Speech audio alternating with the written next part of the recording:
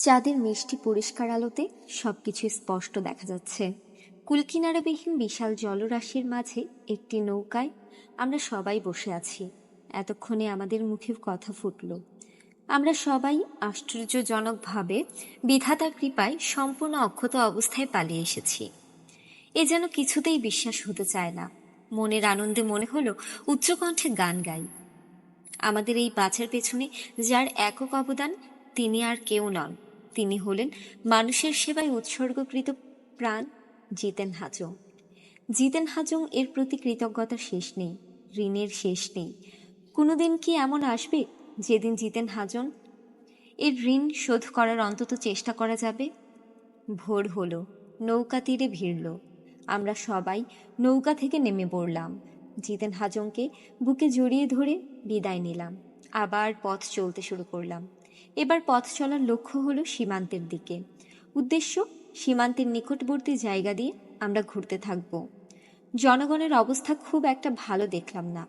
আমাদের হাতে অস্ত্র আছে বলেই জনগণ আমাদের কিছু বলেনি, কিন্তু মনে হয়েছে পারলে জনগণ আমাদের ধরে ফেলে। জনগণকে এত বুঝাচ্ছি জাতির জনক বঙ্গবন্ধু শেখ মুজিবুর রহমান এই দেশের স্রষ্টা, তাকে অন্যায়ভাবে হত্যা ইত্যাদি, কিন্তু জনগণ গ্রহণ করছে না, কেবলই প্রত্যাখ্যান করছে। মনটা ভীষণ খারাপ। তাহলে কি শেখ মুজিবুর রহমানের জনপ্রিয়তা শূন্যের কোটার চেয়েও নিচে নেমে গেছে? জনগণ যদি আমাদের আশ্রয় না দেয়, তাহলে আমরা গেরিলা যুদ্ধ করব কিভাবে? জনগণ আর গেরিলা যোদ্ধার সম্পর্ক হতে হবে পানি আর মাছের। মাছ যেমন পানি ছাড়া বাঁচে না, গেরিলা যোদ্ধাও জনগণ ছাড়া বাঁচে না। পানি যদি মাছকে আশ্রয় না দেয়, তাহলে মাছের যেমন নিশ্চিত মৃত্যু হবে, ঠিক জনগণ যদি গেরিলা যোদ্ধাকে আশ্রয় না দেয়, তাহলে গেরিলা যোদ্ধারও নিশ্চিত মৃত্যু হবে। মনে নানান প্রশ্ন। শেখ মুজিবুর রহমান কি মানুষের কাছে এতই অগ্রহণযোগ্য হয়ে পড়েছিল? তাকে এইভাবে খুন করা হলো। আমরা তার প্রতিবাদে যুদ্ধ করতে এলাম, অথচ জনগণ আমাদের গ্রহণই করছে না। আসলে সশস্ত্র প্রতিবাদী শেষ কথা নয়। আমরা যারা শেখ মুজিবের অনুসারী, আমাদের নিজেদের কর্ম দ্বারা এবং জনগণকে বোঝানোর মাধ্যমে ধীরে ধীরে আবার শেখ মুজিবের প্রতি মমত্বশীল করে তুলতে হবে এবং শেখ মুজিবুর রহমানের হারানো জনপ্রিয়তা আবার ফিরিয়ে আনতে হবে। তাহলেই কেবল আমরা সশস্ত্র যুদ্ধ বা নিরস্ত্র লড়াইয়ে বিজয়ী হতে পারব। এছাড়া আমাদের অন্য কোনো বিকল্প নেই। জেনারেল মাহমুদুল হাসানের সৈন্যরা জনগণের মাধ্যমে আমাদের গতিবিধির খবরাখবর নিয়ে পথে পথে এমবুশ করতে থাকলো। এমবুশ মানে আগে থেকেই ফাঁদ পেতে বসে থাকা।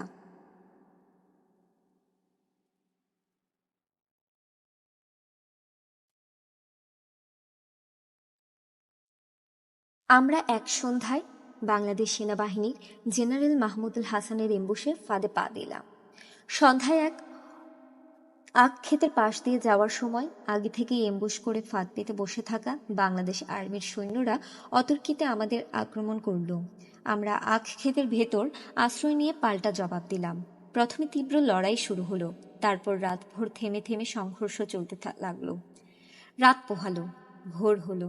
সূর্য ওঠার সঙ্গে সঙ্গেই সেনাবাহিনীর সৈন্যরা দুর্বার গতিতে পুনরায় আক্রমণ শুরু করলো। আমরা তার যথাযথ জবাব দিতে লাগলাম। যতই বেলা বাড়তে লাগলো, আক্রমণ পাল্টা আক্রমণ ততই বাড়তে লাগলো। আমরা যে আখ খেতে আশ্রয় নিয়েছিলাম, গুলিতে সেই ক্ষেতের আখ ছিন্ন ভিন্ন হয়ে যেতে লাগলো। আমাদের গুলি ক্রমশ ফুরিয়ে যেতে লাগলো। দুপুর গড়িয়ে বিকেল হতে লাগলো। ধীরে ধীরে আমাদের অস্ত্রগুলো একের পর এক থেমে যেতে লাগলো। যখনই আমাদের একটা অস্ত্র থেকে যায়, তখনই বুঝতে পারি আমাদের সাথী যোদ্ধার গুলি হয় শেষ, অথবা আহত কিংবা নিহত হয়েছে। সন্ধ্যা নাগাদ আমাদের একের পর এক প্রায় সকল অস্ত্র থেমে গেল, অর্থাৎ আমাদের প্রায় সকল সাথীর গুলি শেষ, অথবা আমাদের প্রায় সাথী নিহত।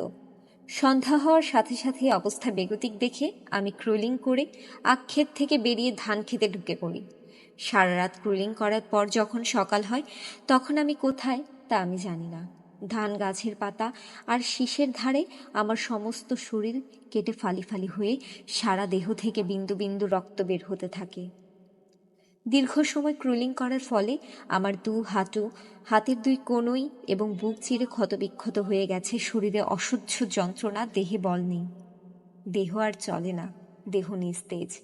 জীবনের মায়া ত্যাগ করে ধান খেতেই পড়ে রইলাম। একসময় ঘুমিয়ে পড়লাম, না জ্ঞান হারিয়ে ফেললাম জানি না। যখন হুঁশ ফিরে এলো তখন দেখি একটি কুকুর আমার নাক শুকছে। ধপ করে উঠে বসতেই কুকুরটি ৩-৪ হাত পেছনে সরে গেল। আমার পাশেই পড়ে আছে আমার জীবন রক্ষাকারী G3 অটো রাইফেল আর 2টো ম্যাগাজিন। আমার কিছুই মনে নেই কেন আমি এই অবস্থায় এখানে। পেটে শুধু প্রচণ্ড ক্ষুধা, ক্ষুধার জ্বালায় আমি অস্থির। চিন্তা করছি আমি কি স্বপ্ন দেখছি না বাস্তব। ধীরে ধীরে আমার সমস্ত কিছু মনে হতে লাগলো। আমি আবার ভয় পেয়ে গেলাম, শত্রুর ভয়, মৃত্যুর ভয়। সঙ্গে সঙ্গে আমার মরণের সাথী, বাঁচার সাথী প্রিয়তমা G3 অটো রাইফেলটা আর ম্যাগাজিন 2টো হাতে তুলে নিলাম। এখনো একটা ম্যাগাজিন পুরো গুলি ভর্তি, অন্যটা অর্ধেক ভর্তি। আর G3-র সাথে ফিট করা ম্যাগাজিনে 20 রাউন্ড গুলির মধ্যে 3 রাউন্ড গুলি আছে, কিন্তু গুলির ব্যাগটা কোথায় জানি না। এখন সকাল না দুপুর না বিকেল কিছুই বুঝি না। হাতের ঘড়িটা গুলির ব্যাগের মতো কোথাও পড়ে গেছে। পেটের ক্ষুধা নিবারণের জন্য আমি মানুষের কাছে যাওয়া যাবে না, কোনো গ্রাম বা লোকালয়ে যাওয়া যাবে না। মানুষেরাও আমাদের শত্রু। আমাদের অবস্থা পাকিস্তানি হানাদার বাহিনীর মতো। 1971-এ মহান মুক্তিযুদ্ধের সময় এদেশের যে অবস্থা হয়েছিল, এখন আমাদেরও সেই একই অবস্থা। মানুষ আমাদের সাহায্য করবে না, মানুষের কাছে যাওয়া যাবে না। ক্ষুধার জ্বালায় ধান গাছের কচি ডগা আর কচি ধানের দুধ চুষতে লাগলাম আর ভাবতে লাগলাম এখনই অন্যত্র রওনা হব না, সন্ধ্যা হলে রওনা হব। এখন রওনা হলে শত্রুর কবলে পড়ার বিপদ, আর সন্ধ্যার পর রওনা হলে অন্ধকারে পথ হারাবার বিপদ। কোন বিপদটা গ্রহণ করব? পানির পিপাসায় বুকের ছাতি ফেটে যাচ্ছে। আর কিছুক্ষণ পর পানির পিপাসায় এমনিই মরতে হবে। ফুল প্যান্টটা ভাঁজ করে নিংটির মতো বানালাম। শার্টটা খুলে কোমরের সাথে বেঁধে G3 রাইফেলটা বা হাত দিয়ে শরীরের সাথে মিলিয়ে ধরলাম, যাতে দূর থেকে বোঝা না যায় আমার কাছে অস্ত্র। তারপর সোজা পানির খোঁজে হাঁটা শুরু করলাম। কিছু দূর হাঁটতেই একটা পানির ডোবা পেয়ে পানি খেলাম। এক লোক পায়খানা করে ওই ডোবায় শৌচ করতে এসেছে। আমি ওই লোককে গান পয়েন্টে করে আমাকে সোজা সীমান্তের দিকে নিয়ে যাওয়ার নির্দেশ দিলাম, নইলে প্রাণে মারার হুমকি দিলাম। সীমান্তের কাছাকাছি আসতেই দূরে থেকে ভারতের পাহাড় নজরে এলে আমি ওই লোকের হাত ধরে তাকে জোর করে নিয়ে আসার জন্য ক্ষমা চেয়ে ছেড়ে দিলাম। তারপর ভারতের পাহাড় লক্ষ্য করে দ্রুত হাঁটতে লাগলাম। সীমান্তে পৌঁছাতে আমার সন্ধ্যা গড়িয়ে রাত হলো। আমাদের সীমান্ত অঞ্চলের হাইড আউট বা ক্যাম্পে পৌঁছে দেখি আমার যুদ্ধের সাথী বৈদ্যনাথ কর মুমূর্ষু সংজ্ঞাহীন অবস্থায় পড়ে আছে। বৈদ্যনাথ কর এর সারা শরীরে অসংখ্য ছোট ছোট ছিদ্র, সেই সকল ছিদ্র দিয়ে বিন্দু বিন্দু রক্ত বেরিয়ে আসছে। উপজাতীয় সাথী ডাক্তার জন হেনরি এবং রাধারমন রায় ঝান্টু 1977 সালের 1 জানুয়ারি হালুয়াঘাট থানার বেতগুড়া গ্রামে এক সম্মুখ যুদ্ধে রাধারমন রায় ঝান্টু ও ডাক্তার জন হেনরি নিহত হলেন। বৈদ্যনাথ করকে চিকিৎসা করেছে। বৈদ্যনাথ কর সুস্থ হওয়ার পর জানতে পারলাম সে আক্ষেপ থেকে ক্রলিং করে পালিয়ে একটি কচুরিপানা ভরা পচা জলাশয়ে আশ্রয় নিয়েছিল। সেই পচা জলাশয়ে ছিল অনেকদিন না খাওয়ার রক্তচোষা যোগ। রক্তচোষা যোগ বৈদ্যনাথকে পেয়েই কিলবিল করে ঘিরে ধরে রক্ত চুষে খেতে থাকে। বৈদ্যনাথ কর প্রস্রাব এর রাস্তা আর পায়খানার রাস্তা দুহাত দিয়ে চেপে ধরে বসে থাকে, যাতে যোগ পায়খানা বা প্রস্রাবের রাস্তা দিয়ে পেটের ভেতরে ঢুকতে না পারে। বৈদ্যনাথ করের পালাবার কোনো পথ ছিল না, কারণ বাংলাদেশ সেনাবাহিনীর লোকেরা ওই পুকুর পাড়ে সজাগ পাহারায় ছিল। পালাবার চেষ্টা করলেই ধরা পড়তে হবে। তাই সেনাবাহিনীর হাতে ধরা পড়ার চাইতে যোগকে রক্ত দেয় শ্রেয় মনে করেছে বৈদ্যনাথ কর। বাংলাদেশ সেনাবাহিনী ওই পুকুর পাড় থেকে সরে যেতে যদি আর 1 ঘন্টা দেরি করত, তাহলে রক্তচোষা যোগ বৈদ্যনাথ করের শরীরের সমস্ত রক্ত চুষে খেয়ে ফেলত। রক্ত শূন্যতার কারণে এখনও যে কোনো সময় বৈদ্যনাথ কর মারা যেতে পারে। ওই দিনের যুদ্ধে আমি আর বৈদ্যনাথ কর ছাড়া আমাদের বাকি 17 জন সাথী নিহত হয়। জনসাধারণের চরম অসহযোগিতা এবং বিরোধিতার কারণে একই পরিণতি হয় বগুড়ার রেজওয়াল বাকি এবং দুলাল দে বিপ্লব ও তার সাথীদের। কমান্ডার দুলাল দে বিপ্লব যুদ্ধে প্রচণ্ড মার খেয়ে আহত অবস্থায় নৌকায় করে পালিয়ে আসার সময় তীব্র যন্ত্রণায় তার 2IC মোহাম্মদ হিরুকে নির্দেশ দেয়, হিরু, তুমি আমাকে গুলি করে মেরে ফেলো। এই নির্দেশ পালনে 2IC হিরু অক্ষমতা প্রকাশ করলে পুনরায় দুলাল দে বিপ্লব একই নির্দেশ দেয়, কিন্তু হিরু নির্দেশ পালনে পুনরায় অক্ষমতা প্রকাশ করে। এইভাবে কয়েকবার কমান্ডারের নির্দেশ পালনে 2IC হিরু অক্ষমতা প্রকাশ করার পর কমান্ডার দুলাল দে বিপ্লব অপর সাথী মদনকে এই মর্মে নির্দেশ দেয় যে, মদন, আমি কমান্ডার দুলাল দে বিপ্লব তোমাকে নির্দেশ দিতেছি, আমার 2IC হিরুকে আমি যে নির্দেশ দিব, হিরু যদি সেই নির্দেশ পালন না করে তাহলে তুমি হিরুকে গুলি করে মেরে ফেলবে। বলেই 2IC হিরুকে নির্দেশ দিল, আমাকে গুলি করে মেরে ফেলো। তখন অনন্যপায় হয়ে 2IC হিরু কমান্ডারের নির্দেশে কমান্ডার দুলাল দে বিপ্লবকে হত্যা করতে উদ্যত হল। 2IC হিরু কমান্ডার দুলাল দে বিপ্লবকে টেনে নৌকার গলুইয়ের বাইরে মাথাটা ঝুলিয়ে দিল। বিপ্লব দে বিপ্লব, তোমাকে পাওয়ার জন্য হে স্বাধীনতা, কবিতাটি পড়তে লাগলো আর ফ্যাল ফ্যাল করে হিরুর দিকে তাকিয়ে থাকলো। হিরু G3 রাইফেলের ব্যারেলটা দুলাল দে বিপ্লবের মাথায় ঠেকিয়ে গুলি করে দিল। তোমার জন্য হে স্বাধীনতা। কবিতা পড়তে পড়তে একটা ঝাঁকুনি দিয়ে দুলাল দে বিপ্লবের দেহ নিথর নিস্তব্ধ হয়ে পড়ল। অপরদিকে মুন্সিগঞ্জ জেলার লৌহজং থানার বাসিন্দা ঢাকা কলেজের ছাত্রনেতা মেধাবী ছাত্র মোহাম্মদ ইউনুস যুদ্ধের শুরুতেই গুলিবিদ্ধ হয়। সারাদিন রক্তক্ষরণের পর নাকে মুখে ছিনড়ি উঠে ইউনুসের দেহ নিথর নিস্তব্ধ হয়ে যায়। সন্ধ্যায় ইউনুসের দেহ পরীক্ষা নিরীক্ষা করে মৃত সাব্যস্ত করে ইউনুসকে ফেলে অন্য সাথীরা পালিয়ে যায়। বছর চারেক পরে ঘনিষ্ঠ এক প্রতিবেশীর বাড়িতে এক অনুষ্ঠানে ওই যুদ্ধের কথা উঠলে অনুষ্ঠানে আগত এক ভদ্রমহিলা রাগান্বিত ও ক্রুদ্ধ হয়ে আমাকে গালাগালি দিয়ে বলেন, আমার ভাইকে তোমরা আহত অবস্থায় ফেলে পালিয়ে গিয়েছিলে। ওই ভদ্রমহিলার কাছে জানতে পারলাম তিনি নিহত বলে ধরে নেওয়া মোহাম্মদ ইউনুসের বড় বোন। ইউনুসের বড় বোনের কাছে আরও জানতে পারলাম যে যুদ্ধে ইউনুস আহত হয়েছিল সেই যুদ্ধে ইউনুসদের বিপক্ষে যুদ্ধ করা বাংলাদেশ সেনাবাহিনীতে একজন সুবেদার মেজর ছিল ইউনুসের ফুফাতো ভাই। সেই সুবেদার মেজর ইউনুসের চেহারা এবং ইউনুসের ডান হাতের কবজিতে থাকা কালো জট দেখে ইউনুসকে চিনতে পেরে জেনারেল মাহমুদুল হাসানের কাছে ইউনুসকে বাঁচিয়ে রাখলে অনেক তথ্য পাওয়া যাবে বলে ইউনুসকে বাঁচিয়ে রাখার প্রস্তাব করেন। জেনারেল মাহমুদুল হাসান তৎক্ষণাৎ হেলিকপ্টার করে ইউনুসকে কম্বাইন্ড মিলিটারি হসপিটালে চিকিৎসার জন্য পাঠিয়ে দেন। ইউনুসকে ওপেন হার্ট সার্জারি সহ গলা থেকে নাভি পর্যন্ত ছিঁড়ে অপারেশনের মাধ্যমে সুস্থ করে কেন্দ্রীয় কারাগারে পাঠিয়ে দেওয়া হয়। ইউনুস গলা থেকে নাভি পর্যন্ত অপারেশনের এক বিরাট কাটা চিহ্ন নিয়ে 10 বছর জেল খেটে মুক্তি পায়। অন্যদিকে টাঙ্গাইলে এক ব্রিজ ভাঙতে গিয়ে ধরা পড়ে যায় বিশ্বজিৎ নন্দী।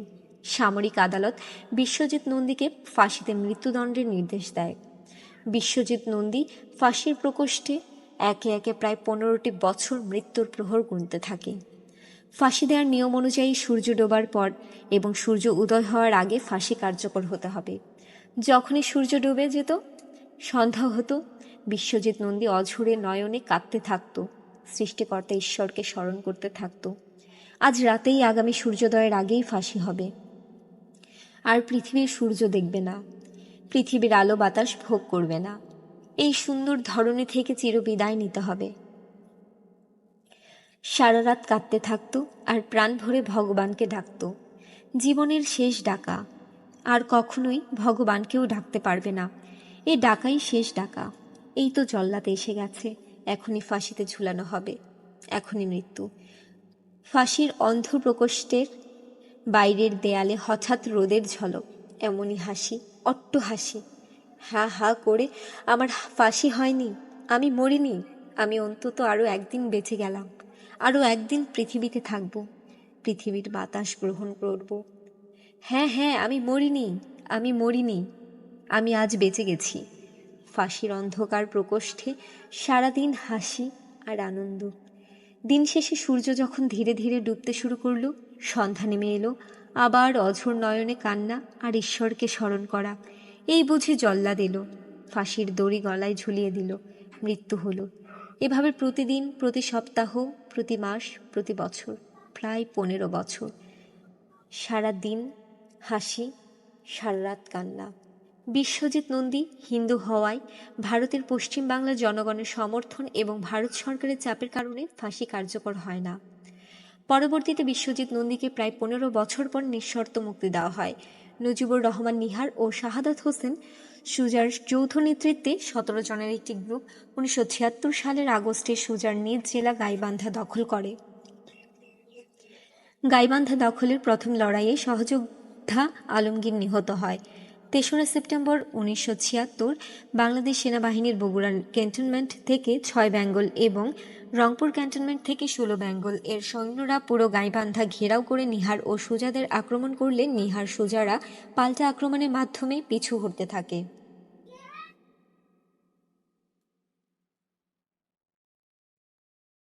পরবর্তীতে বিশ্বজিৎ নন্দীকে প্রায় 15 বছর পর নিঃশর্ত মুক্তি দেওয়া হয়। লড়াই পিছু হটা করতে করতে নিহার সুজারা গোবিন্দগঞ্জ থানায় চলে গেলেও সেনাবাহিনীর ঘেরাও ভাঙতে পারেনি। 6 সেপ্টেম্বর 1976 বিকেল 5টায় গোবিন্দগঞ্জের কামাদিয়া গ্রামে নিহার সুজাদের 8 জন সাথী যোদ্ধা নিহত হয় এবং গুলি শেষ হয়ে যাওয়ায় ও আহত হওয়ায় নিহার সুজা হুমায়ুন সহ 8 জন সাথী বন্দী হয়। বন্দীদের মধ্যে 1 নজিবুর রহমান নিহার, 2 আবু বক্কর সিদ্দিকী, 3 রেজাউল করিম রেজা এবং বিকাশ এই 4 জন যোদ্ধা আহত অবস্থায় বন্দী হয়। সুজা, হুমায়ুন, মুন্না ও রফিকুল এই 4 জন অক্ষত অবস্থায় গ্রেফতার হয়। বন্দী হওয়ায় ঘণ্টাখানেক পর আহত নিহার, বক্কর, রেজা ও বিকাশকে সেনাবাহিনীর লোকেরা সুজা, হুমায়ুন, মুন্না ও রফিকুলের সামনে ব্রাশ ফায়ার করে মেরে ফেলে এবং জীবিতদের ঘণ্টা 2 পরে রংপুর ক্যান্টনমেন্টে নিয়ে যাওয়া হয়। প্রায় 1 মাস ব্যাপী নানা ধরনের নির্যাতন ও জবানবন্দি শেষে কর্নেল আজিজের 5 নং মার্শাল কোর্টের বিচারে যাবজ্জীবন সশ্রম কারাদণ্ড দিয়ে রংপুরে কারাগারে পাঠিয়ে দেওয়া হয়। রংপুর, রাজশাহী ও কুমিল্লার কারাগারে একটানা 10 বছর জেল খেটে সুজা, হুমায়ুন, মুন্না ও রফিকুল মুক্তি পায়। সীমান্তে ফিরে এসে আমাদের জাতীয় মুক্তি বাহিনীর সর্বাধিনায়ক বঙ্গবীর আব্দুল কাদের সিদ্দিকী বীর উত্তম ওরফে বাধা সিদ্দিকীকে রণকৌশলগত কারণে আমাদের গেরিলা যুদ্ধ করা সম্ভব নয় এবং উচিত নয় বলে আমার অভিমত ব্যক্ত করে পেছনে শত্রু না রেখে রণকৌশল নির্ধারণের কথা বলি। দেশের মানুষের অবস্থা, আমাদের সম্পর্কে মানুষের ধারণা, সর্বোপরি শেখ মুজিবুর রহমানের জনপ্রিয়তা ইত্যাদি বিস্তারিত বিচার বিশ্লেষণ করে কাদের সিদ্দিকী সরাসরি সম্মুখ সমরের সিদ্ধান্ত নিলেন। তিনি ঘোষণা দিলেন, যুদ্ধে যত সময়ই লাগুক না কেন আমরা সামনাসামনি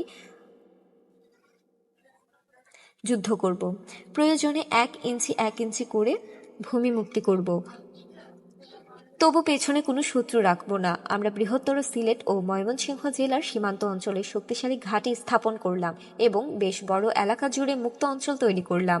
প্রতিদিন প্রতি মুহূর্তে বাংলাদেশ সেনাবাহিনী ও বিডিআরের সাথে আমাদের যুদ্ধ চলতে লাগলো। সেনাবাহিনী, বিডিআর তারা চাইতো আমাদের সীমান্তের ওপারে অর্থাৎ ভারতে তাড়িয়ে দিতে, আমরা চাইতাম আমাদের মুক্তাঞ্চল আরও বাড়াতে। আমাদের সাথীরা ময়মনসিংহ জেলার কামলাকান্দা থানা আক্রমণ করে থানার ওসি আশরাফ উদ্দিনকে সস্ত্রীক ধরে মুক্ত অঞ্চলে নিয়ে আসে। পরে আমরা ওসি আশরাফ উদ্দিনকে চলে যেতে বললে তিনি চলে না গিয়ে আমাদের সাথে একাত্ম হয়ে যুদ্ধ করতে থাকেন। বছর 4 পর আমাদের সর্বাধিনায়ক কাদের সিদ্দিকী আমাদের পক্ষে রেডিও টেলিভিশনে প্রচার চালানোর জন্য ওসি আশরাফ উদ্দিনকে বাংলাদেশ কর্তৃপক্ষের কাছে ফিরে যাওয়ার নির্দেশ দিলে তিনি সস্ত্রীক ফিরে যান এবং কথা মতো ঠিকই রেডিও টেলিভিশনে তার সাক্ষাৎকারে আমাদের কথা প্রচার করেন। লন্ডন থেকে প্রখ্যাত ও সাংবাদিক আব্দুল গাফফার চৌধুরী বাংলার ডাক নামক একটি সাপ্তাহিক পত্রিকা বের করে আমাদের কথা প্রচার করেন। এছাড়া আমাদের আর কোনো প্রচার ছিল না। ভারতের এএসবি খুবই গোপনে আমাদের সাহায্য করত। তারা অত্যন্ত সংগোপনে আমাদের অস্ত্র ও গোলাবারুদ সরবরাহ করত। এসএসবি এতই সতর্কতা ও গোপনীয়তার সাথে আমাদের সাহায্য করত যে তা ভারতীয় বিএসএফ সহ অন্যান্য সংস্থা এবং কর্তৃপক্ষ পর্যন্ত জানত না। ভারতীয় এসএসবি বা সেন্ট্রাল সিকিউরিটি ব্রাঞ্চকে প্রত্যক্ষভাবে ভারতের প্রধানমন্ত্রী শ্রীমতী ইন্দিরা গান্ধী পরিচালনা বা নিয়ন্ত্রণ করতেন। যুদ্ধে পরাজয়। 1977 সালে নির্বাচনে ইন্দিরা গান্ধী পরাজিত হলে মোরারজি দেশাই ভারতের প্রধানমন্ত্রী হন। ইন্দিরা গান্ধীর পরাজয় এবং মোরারজি দেশাই ভারতের প্রধানমন্ত্রী হওয়ায় আমরা শঙ্কিত হই। এমনিতেই সারা বিশ্বের আন্তর্জাতিক রাজনৈতিক পরিস্থিতি আমাদের সম্পূর্ণ বিপক্ষে। একমাত্র ইন্দিরা গান্ধী ছাড়া গোটা ভারতের রাজনীতিও ছিল আমাদের বিপক্ষে। আমাদের একমাত্র সমর্থক এবং সাহায্যকারী শ্রীমতী ইন্দিরা গান্ধী এখন ক্ষমতাচ্যুত। সামনের দিন আমাদের ভালো হওয়ার কোনোই সম্ভাবনা নেই। ভারতের নতুন প্রধানমন্ত্রী মোরারজি দেশাই প্রথমে আমাদের সকল সাহায্য বন্ধ করে দিলেন। বাংলাদেশের মুক্তিযোদ্ধার রাষ্ট্রপতি জেনারেল জিয়াউর রহমান এবং ভারতের নতুন প্রধানমন্ত্রী মোরারজি দেশাই উভয়ই ছিলেন আন্তর্জাতিক রাজনীতিতে মার্কিন লরির লোক। ফলে সম্ভবত মার্কিন যুক্তরাষ্ট্রের কর্মকর্তাদের পরামর্শে ভারত এবং বাংলাদেশ যৌথভাবে আক্রমণ করে আমাদের পরাস্ত করার চুক্তিবদ্ধ হয়। সীমান্ত অঞ্চলে আমাদের দখলে থাকা মুক্তাঞ্চল এবং আমাদের ঘাঁটিগুলো বরাবর ভারত ব্যাপক সৈন্য সমাবেশ করে। অপরদিকে বাংলাদেশও অনুরূপভাবে ব্যাপক সৈন্য সমাবেশ করে। আমরা সামনে বাংলাদেশ ও বিটিআর এবং পেছনে ভারতীয় সেনাবাহিনী ও বিএসএফ দ্বারা সাঁড়াশি কায়দায় চতুর্দিক থেকে ঘেরাও হয়ে পড়ি। আমাদেরকে বাংলাদেশ ও ভারতের সৈন্যরা চতুর্দিক থেকে ঘেরাও করার ফলে আমরা এক কোম্পানি থেকে আরেক কোম্পানি সম্পূর্ণ বিচ্ছিন্ন হয়ে পড়ি হেডকোয়ার্টার থেকেও। আমাদের এক ঘাঁটি থেকে আরেক ঘাঁটির যোগাযোগ সম্পূর্ণ বন্ধ হয়ে যায়। আমাদের সর্বাধিনায়ক কাদের সিদ্দিকীর সাথেও আমাদের সকল যোগাযোগ বন্ধ হয়ে যায়। আমরা এক ঘাঁটির সাথীরা অন্য ঘাঁটির সাথীরা কি করছে, কি অবস্থায় আছে কিছুই বুঝতে পারছি না। শুধু বাংলাদেশের আর ভারতীয় আর্মিদের মাইকের আওয়াজ। একদিকে বাংলাদেশ সেনাবাহিনী মাইকে বলছে 48 ঘন্টার মধ্যে আত্মসমর্পণ করো, নইলে আক্রমণ করা হবে। অন্যদিকে পেছনের দিক থেকে ভারতীয় সেনাবাহিনী মাইকে বলছে 48 ঘন্টা কা আন্দার হাতিয়ার ডাল দো। আমাদের ঘাঁটি ছিল ময়মনসিংহ জেলার দুর্গাপুর থানার ভবানীপুর।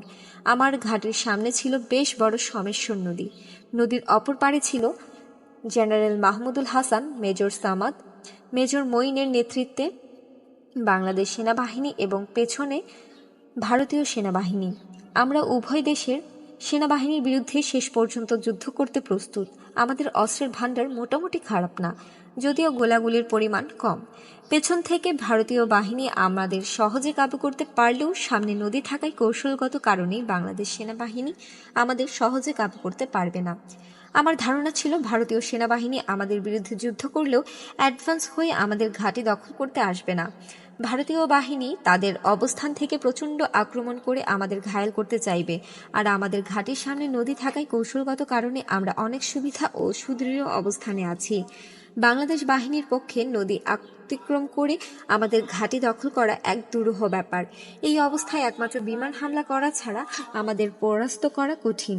আমরা সম্ভাব্য হামলা মোকাবেলা করার আগে থেকেই মাটি কেটে শালবনের বিশাল শাল গাছ দিয়ে তার উপর সোমেশ্বর নদী পাথর, বালি আর মাটি দিয়ে দুর্বোধ্য মজবুত বিশালাকার বাংকার ও ট্রেঞ্চ তৈরি করেছি। আমরা মাটির উপর না উঠে মাটির নিচ দিয়ে বাংকার ও ট্রেঞ্চের ভেতর দিয়ে অনায়াসে এক জায়গা থেকে আরেক জায়গায় যেতে পারি এবং যুদ্ধ করতে পারি। আমাদের আত্মসমর্পণের জন্য বেঁধে দেওয়া 48 ঘন্টা সময় অতিক্রম হওয়ার পর জেনারেল মাহমুদুল হাসান নিজে নেতৃত্ব দিয়ে আমাদের ঘাঁটির উপর 12 ঘন্টা ব্যাপী মর্টারের প্রায় শতাধিক শেল নিক্ষেপ করে। সেই সময় পেছন দিক থেকে ভারতীয় বাহিনীও আমাদের উপর অবিরাম গোলা ও গুলি নিক্ষেপ করে। ভারতীয় বাহিনীর গোলাগুলি ও বাংলাদেশ বাহিনীর মর্টারের শেলিং চলাকালে আমরা বাংকার ও ট্রেঞ্চে বসে বাংলাদেশ বাহিনীর দিকে সজাগ ও তীক্ষ্ণ দৃষ্টি রাখা ছাড়া এক রাউন্ড গুলিও করিনি। তখনও ভোর হয়নি, অন্ধকার কাটেনি। আবছা অন্ধকারে দেখা গেল 20-30 নৌকা বোঝাই হয়ে জেনারেল মাহমুদুল হাসানের বাহিনী নদী অতিক্রম করছে। সঙ্গে সঙ্গে আমরা আক্রমণ করলে তারাও মরিয়া হয়ে পাল্টা আক্রমণ করে। তাদের সমর্থনে সেনাবাহিনীর অন্য একটি দল কভারেজ অ্যাটাক করে। আক্রমণ পাল্টা আক্রমণের মধ্যে দিয়ে প্রচণ্ড যুদ্ধ বেঁধে যায়। ঘণ্টা 3 তীব্র সংঘর্ষের পর জেনারেল মাহমুদুল হাসানের নেতৃত্বাধীন বাংলাদেশ বাহিনী প্রচণ্ড মার খেয়ে পিছু হটে যায়। এইভাবে সপ্তাহখানেক জেনারেল মাহমুদুল হাসানের আক্রমণ প্রতিহত করতেই আমাদের গোলাবারুদ ফুরিয়ে যায়। আমাদের অস্ত্রের যে মজুদ আছে তা দিয়ে বাংলাদেশ বাহিনীর আক্রমণ বছরের পর বছর প্রতিহত করা যাবে, কিন্তু গোলাবারুদের ভাণ্ডার প্রায় ফুরিয়ে এসেছে। তার চাইতেও মারাত্মক আকার ধারণ করেছে খাদ্য সংকট। 3 দিন থেকে আমাদের কোনো খাদ্য নেই। ক্যাম্পে 3-4টি গরু জবাই করে পুড়িয়ে পুড়িয়ে আমরা খেয়েছি, আজ তাও নেই। আমরা যারা 71-এর মুক্তিযোদ্ধা, আমাদের 71-এর মুক্তিযুদ্ধে শুধু অস্ত্রের সংকটে পড়েছি, কিন্তু খাদ্য সংকটে কখনো পড়িনি। গোটা বাঙালি জাতিই আমাদের খাদ্য সরবরাহ করেছে। প্রয়োজনে বাঙালি নিজে না খেয়ে মুক্তিযোদ্ধাদের খাইয়েছে। কোনো মুক্তিযোদ্ধাই খাদ্যে কষ্ট করেনি। এদেশের মানুষ আগে মুক্তিযোদ্ধার খাদ্য জুগিয়েছে, তারপর নিজের খাওয়া জুগিয়েছে। 71-এর যুদ্ধে আমি খাদ্য সংকটেও পড়িনি, এবং যুদ্ধে অস্ত্র ও গোলা বারুদের মতো খাদ্যও যে এতটা বিরাট ভাইটাল ফ্যাক্টর তাও বুঝিনি। এখন অস্ত্র আছে, কিন্তু গোলা বারুদের সংকটে পড়েছি। তার চাইতেও বেশি সংকটে পড়েছি খাদ্যের। আমাদের অস্ত্র প্রতি 5-7 রাউন্ড গুলি ও গোলা রয়েছে মাত্র, যা 5-10 মিনিটও টিকবে না। আমার মনে এখনও আশা শেষ মুহূর্তে ভারত হয়তো সদয় হতে পারে, আবার সর্বাধিনায়ক কাদের সিদ্দিকের সাথে যোগাযোগ প্রতিষ্ঠিত হবে। আমাদের কয়েকজন বন্ধু পালিয়ে যেতে গিয়ে ভারতীয় বাহিনী ও বাংলাদেশ বাহিনীর হাতে ধরা পড়ে মাইকে আমাদের নাম ধরে ডাকতে লাগলো আর বলতে লাগলো কোনো অসুবিধা নেই, সবাই চলে আসেন, ইত্যাদি ইত্যাদি। 2 দিন কোনো পক্ষেরই কোনো যুদ্ধ নেই, গোলাগুলিও নেই, চতুর্দিকে নীরব। আমাদের কেউ বাংকারে, কেউ উপরে, কেউ বসে, কেউ দাঁড়িয়ে। আমাদের কোনোই খাদ্য নেই, অস্ত্র আছে কিন্তু নেই যুদ্ধ করার গুলি, সর্বোপরি নেই যুদ্ধ করার মতো বিন্দুমাত্র মানসিক শক্তি। আমি একটি ছোট কাঁঠাল গাছের নিচে দাঁড়িয়ে দাঁড়িয়ে দেখছি জেনারেল মাহমুদুল হাসান তার বিরাট সৈন্যবাহিনী নিয়ে নৌকা করে আমাদের তীরে এসে নামলো। পাশে থাকা আমাদের অস্ত্রটা একবার তাকিয়ে দেখলাম, হয়তো মনের ভুলেই দেখলাম, কিন্তু হাতে তুলে নিলাম না। জেনারেল মাহমুদুল হাসান তার বাহিনীকে নদীর পাড়ে দাঁড় করিয়ে রেখে মেজর মঈন, মেজর সামাদ সহ কয়েকজন অফিসার সঙ্গে নিয়ে ধীরে ধীরে আমাদের ঘাঁটিতে উঠে এসে আমার সামনে দাঁড়িয়ে অত্যন্ত মোলায়েম এবং ভদ্রকণ্ঠে আমাকে বললেন, দিন, আপনার অস্ত্রটা আমার হাতে দিন। আমি শেষবারের মতো আমার অস্ত্রটা দেখলাম, তারপর আলতো হাতে জেনারেল হাসানের হাতে তুলে দিতে দিতে মনে মনে বললাম, বিদায় হে বন্ধু, বিদায়। এরপর জেনারেল হাসান বললেন, চলেন আপনাদের ঘাঁটিটা একটু ঘুরে দেখি। তিনি ঘুরে ঘুরে দেখতে লাগলেন। আমাদের সাথীরা যে যেখানে ছিল সেখানেই দাঁড়িয়ে রইল, কারো অস্ত্র হাতে, কারো অস্ত্র মাটিতে। মেজর মঈনকে অস্ত্রগুলো কালেকশন করতে বলে আমাদের সবাইকে এক জায়গায় দাঁড় করালেন। এরপর নিয়ে গেলেন দুর্গাপুর সেনাবাহিনীর একটি ঘাঁটিতে। সেখানে নিয়ে জেনারেল মাহমুদুল হাসান আমাদের উদ্দেশ্যে বললেন, আপনাদের চিন্তার বা ঘাবড়াবার কখনোই কোনো কারণ নেই। আমার সাথে প্রেসিডেন্ট জিয়াউর রহমানের কথা হয়েছে। প্রেসিডেন্ট জিয়াউর রহমান কথা দিয়েছেন আপনাদের সকলকেই ছেড়ে দেওয়া হবে। শুধুমাত্র 1975-এর 15ই আগস্টের আগে যদি কারো বিরুদ্ধে বাংলাদেশ দণ্ডবিধির আওতায় মামলা থেকে থাকে, তাহলে তাকে বিচারের জন্য সোপর্দ করা হবে। দুর্গাপুরে কয়েকদিন রাখার পর আমাদের নিয়ে যাওয়া হয় নুরুদ্দিন কনসেন্ট্রেশন ক্যাম্পে। এরপর সেখান থেকে নিয়ে যাওয়া হলো ময়মনসিংহ রেসিডেন্সিয়াল মডেল গার্লস স্কুলের কনসেন্ট্রেশন ক্যাম্পে। এই ক্যাম্পে আমাদের ইন্টারোগেশন শুরু হয়। প্রতিদিন আমাদের আলাদা আলাদাভাবে বিভিন্ন ধরনের প্রশ্নের উত্তর লিখিত ও মৌখিকভাবে নেওয়া হতো। আমাদের মাঝ থেকে আমাদের সাথী চট্টগ্রামের জননেতা মৌলভী সৈয়দ আহমেদকে ঢাকা ক্যান্টনমেন্টে নিয়ে টর্চার করে মেরে ফেলা হয়। এই সংবাদসহ আমাদের প্রতি ভারতের মোরারজি দেশাই সরকারের বর্বরোচিত অমানবিক আচরণের সংবাদ ভারতের সংবাদপত্রে প্রকাশিত হলে কংগ্রেস বিরোধী মোর্চার প্রতিষ্ঠা, ইন্দিরা গান্ধীর পতনের মূল নায়ক, যার বদৌলতে মোরারজি দেশাই ভারতের প্রধানমন্ত্রী, ভারতের সেই প্রবীণ সর্বদলীয় নেতা জয়প্রকাশ নারায়ণ বিক্ষুব্ধ হয়ে সঙ্গে সঙ্গে মোরারজি দেশাইয়ের পদত্যাগ দাবি করেন। জয়প্রকাশ নারায়ণের বক্তব্য হল, প্রতিবেশী রাষ্ট্রের বিদ্রোহীদের আশ্রয় দেওয়া ভারতের নৈতিক দায়িত্ব এবং চিরকালের ঐতিহ্য। প্রধানমন্ত্রী মোরারজি দেশাই এই নৈতিক দায়িত্ব পালন না করে এবং চির ঐতিহ্য রক্ষা না করে বাংলাদেশের বিদ্রোহীদের মৃত্যুর দিকে ঠেলে দিয়ে অমার্জনীয় অপরাধ করেছেন এবং ভারতের প্রধানমন্ত্রী থাকার নৈতিক দায়িত্ব ও অধিকার হারিয়েছেন। সুতরাং আরেক মুহূর্ত দেরি না করে তাকে পদত্যাগ করতে হবে, নইলে ক্ষমতাচ্যুত করা হবে। সর্বদলীয় নেতা জয়প্রকাশ নারায়ণ প্রধানমন্ত্রী মোরারজি দেশাইয়ের পতনের কার্যক্রম শুরু করলে ভারতের প্রধানমন্ত্রী মোরারজি দেশাই সরকার আমাদের সর্বাধিনায়ক বঙ্গবীর কাদের সিদ্দিকী সহ ভারতে থাকা কয়েকজনকে ভারতের রাজনৈতিক আশ্রয় দেন।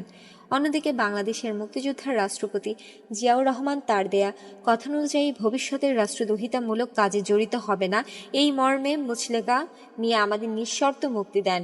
মূলত আমাদের প্রতি ভারতের প্রধানমন্ত্রী মোরারজী দেশাই সরকারের অমানবিক ও অনৈতিক আচরণের ফলে শেষ পর্যন্ত ভারতের সর্বদলীয় নেতা জয়প্রকাশ নারায়ণ জননেতার মোর্চা ভেঙে দিয়ে প্রধানমন্ত্রী মোরারজী দেশাইয়ের পতন ঘটান।